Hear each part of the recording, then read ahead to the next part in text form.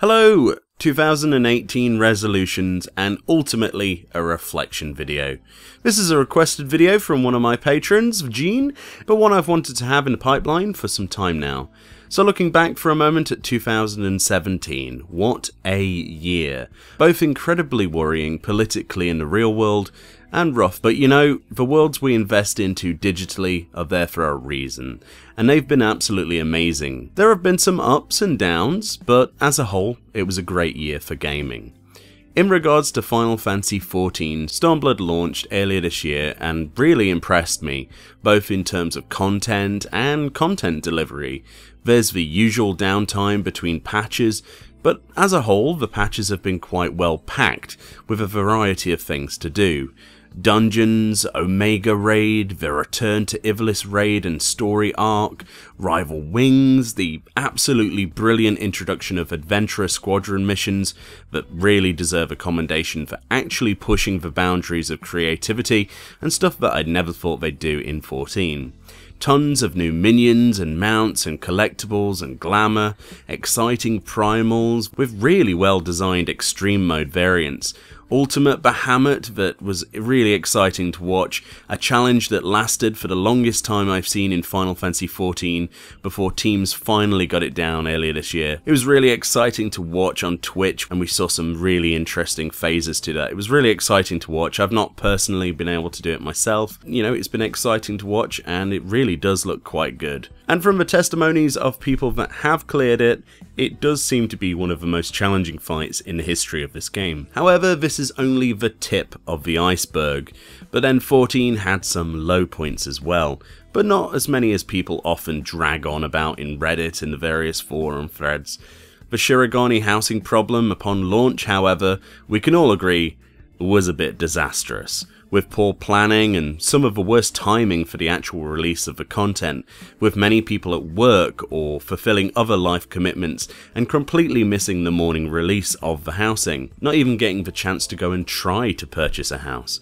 They have, however, since apologised in incredible detail and at length, and have promised that in 4.2 there will be more housing plots across the board for all zones, and a supposed new system of limitations to purchasing housing that hasn't been unveiled yet and is scheduled in the next live letter part 2 for 4.2.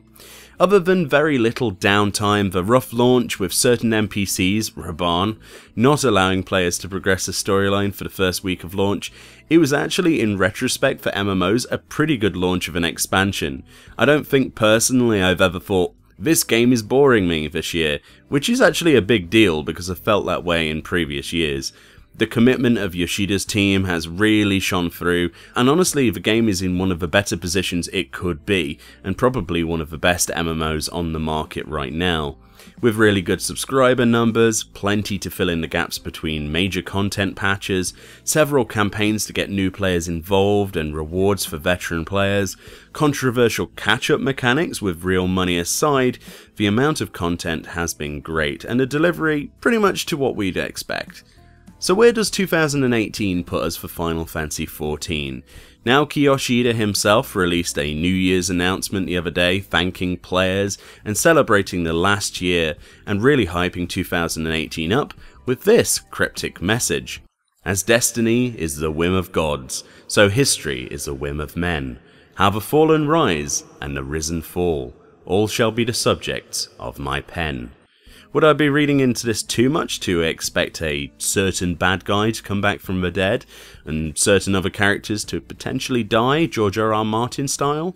Either way, the storyline is going to pick up in a big way this year, and I don't know about you, but I really cannot wait to see what they do next with the so far fairly slowly and sort of predictable building arc with the Empire. Dungeons are no doubt going to be the focus of content releases, and honestly the more the better to fill out the expert duty list. I've pretty much run them dry. Scala's been exciting, it was a fun dungeon, but I really need some more dungeons added to it. The raids are at the right level of difficulty and challenge, and the extremes hopefully continue to innovate with the way that the previous ones have. I mean, who can say that they didn't enjoy Susanoo's sword blocking moment with the tanks, or Shinryu Extreme's many phases offering several layers of things to learn, which once performed correctly look incredible, almost like an epic theatrical display usually found in anime boss fights, for example. We should all be very excited for the next stage of Stormblood. Now everything is set in motion with the plot, they can really flesh out with the twists and turns that I doubt will be nearly as predictable as the base 4.0 storyline. In terms of other games that I'm looking forward to in 2018, I think the key highlight of hype for me personally is the upcoming remake of Secret of Mana launching in February. Those who know me well in real life know that that's pretty much where my RPG addiction began, which led into my discovery eventually of Final Fantasy games. It looks lush, vibrant, and honestly enough of a new game to be really excited to explore, but at the same time enough of the old to keep nostalgia and the familiar being addictive as the first time I played the original all those years ago. In terms of other releases, I want to get into Monster Hunter World.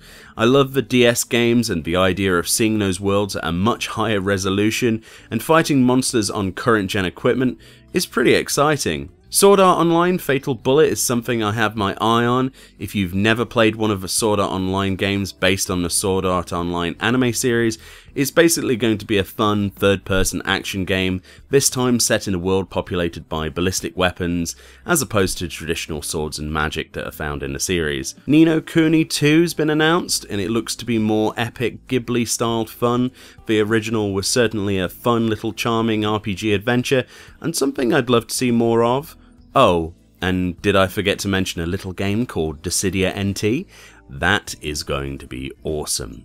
I played the demo of the game a little while back in early beta, and I have to say, not having played a Dissidia game ever before somehow, I was incredibly excited to play with old and new Final Fantasy characters alike, beating 7 Shades of Awesome out of Squall with Shantoto, or kicking serious arse with Y'shtola. The game is set to really impress people that enjoy the fighting genre, and those like myself that don't really get involved in that area can easily enjoy the game, and honestly, once you get used to it, it's frantic, fast, and really does justice to the characters you know and love. With a cast of 30 years of protagonists and evildoers to choose from, I don't think the amount of combinations will get boring easily, and it's definitely the basis for a really good game. What games are you looking forward to playing most in 2018? Let me know below if I missed something epic. Gaming has been excellent, and it's no doubt going to be even better this year. So now, finally, let's talk about the direction of the channel itself in 2018. Hopefully myself and Rose can make it to some actual in real life events, much like EGX in Birmingham, and cover a more real life aspect of games. I've been once before in the past to EGX, but this time, since we have the GoPro on hand, I'd love to cover it in detail so you can see everything we see and get to go and see those events from your own living room, which I think is a really interesting idea and one I'd love to share with you. In terms of videos, more glamour, more creative stuff, machinima, more community involvement hopefully, more giveaways, in-game events with subscribers of the channel such as treasure hunts and much more, which are kind of on the down low at the moment. I have a wonderful year planned to hopefully share with you all, so please stay around. Finally, a thank you to everyone who has watched, liked, or subscribed to the channel this year. You've made 2017 amazing on so many levels in terms of growth for me. Let's make 2018 even bigger and much better. A huge shout out to all those who decided to support me further on Patreon. It helps me dedicate more time to the videos I love, especially during the adpocalypse, and gives me hope to make this much greater than it could ever be without you. With all this funding, it really gives me more time to invest into this, as opposed to actually, relying on real life jobs. So thank you, and a massive Happy New Year to each and every single one of you. Thank you all for watching, and I'll see you all next time.